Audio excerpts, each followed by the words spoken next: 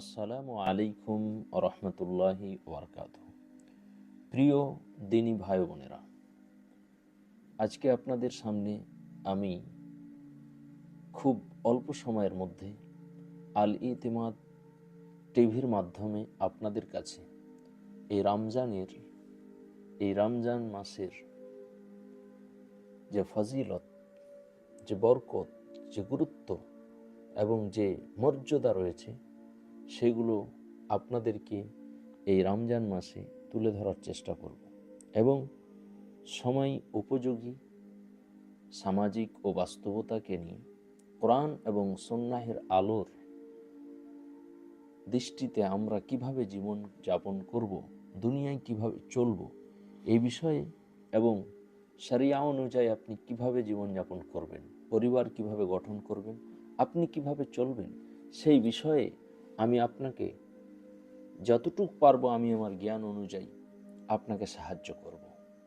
কাজেই আপনার কাছে আমার আন্তরিকের সাথে সকল দিনী ভাই বোনের কাছে যারা বাংলাভাষী তাদের কাছে আমার অনুরোধ থাকলো যে এই আল ইতিমাদ টিভির সাথে যুক্ত হন এবং এক অপরকে যুক্ত করার চেষ্টা করুন।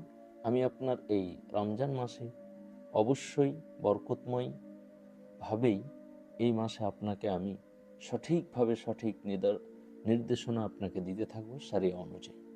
সম্মানিত উপস্থিতি, এই যে মাহে রমজান মাস, এই রমজান মাস সম্পর্কে আল্লাহ তাআলা আমাদেরকে কত নিয়ামত আর কত বরকত এবং এই মাসের যে কত মর্যাদা রয়েছে তা আমরা না জেনেই হারিয়ে ফেলছি। কাজে আমাদেরকে পুঙ্খানুপুঙ্খানুভাবে জানা জরুরি, আমাদেরকে বিষয়গুলো জানতে হবে। কারণ রাসূল সাল্লাল্লাহু আলাইহি সাল্লাম এই রমজান মাসকে কিভাবে কাটিয়েছেন, কিভাবে এই মাসের ইবাদত করেছেন, এই মাসে কিভাবে সাহাবাদেরকে বলেছেন এবং কিভাবে সালফে সালিহিনেরা এই রমজান মাসকে অতিবাহিত করেছে ইবাদতের মাধ্যমে, আর আমরা কিসের মাধ্যমে দিনকাল কাটাচ্ছি।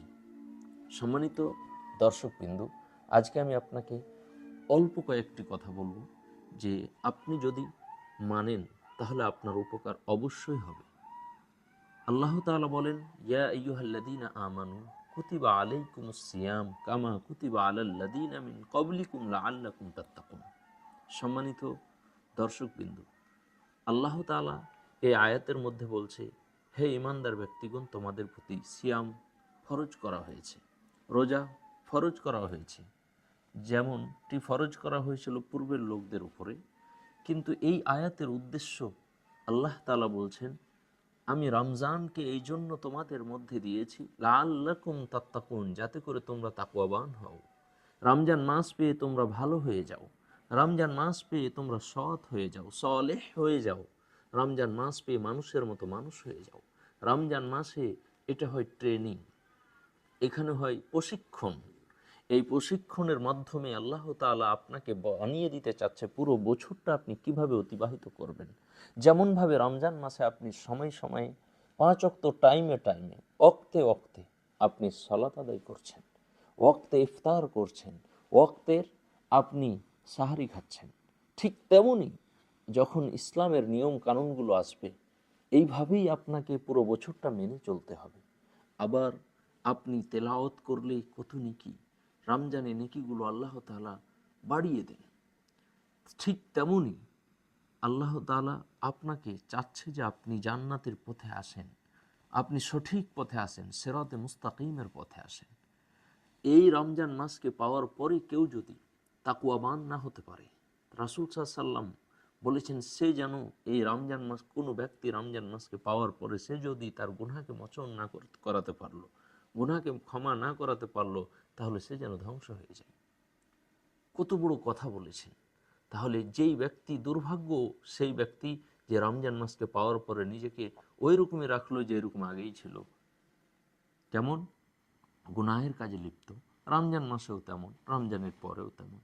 আসুন, কুল্লু বানি আদম খাত্তাউন ওয়া খায়রুল খাত্তাইনা তাওয়াবুন, আমরা প্রত্যেকেই গুনাহগার। আল্লাহ আমাদের সকলকেই যেন গুনাহ থেকে বাঁচিয়ে নেকির পথে চলার তৌফিক দান করুন। এই রমজান মাসটা পরিবর্তন হওয়ার মাস। আপনি ভালো হয়ে যান, আপনার জন্য রমজান। আপনি তাকওয়াবান হয়ে যান, আপনার জন্য রমজান। বিবাদ, গীবত, মিথ্যা, অনাচার, হিংসা, এসবগুলো দূর করে, গালি, মিথ্যা, অপবাদ, বিভেদ, বিচ্ছেদ, এইগুলো সব দূর করে দিয়ে আপনি ভালো হয়ে যান, আপনার জন্য রমজান। সম্মানিত দর্শকবিন্দু, রাসূল সাল্লাল্লাহু আলাইহি সাল্লাম বলছেন, মান সামা রমাদানা ঈমানান ওয়া ইহতিসাবান গুফিরা লাহু মা তাকাদ্দামা মিন যানবি।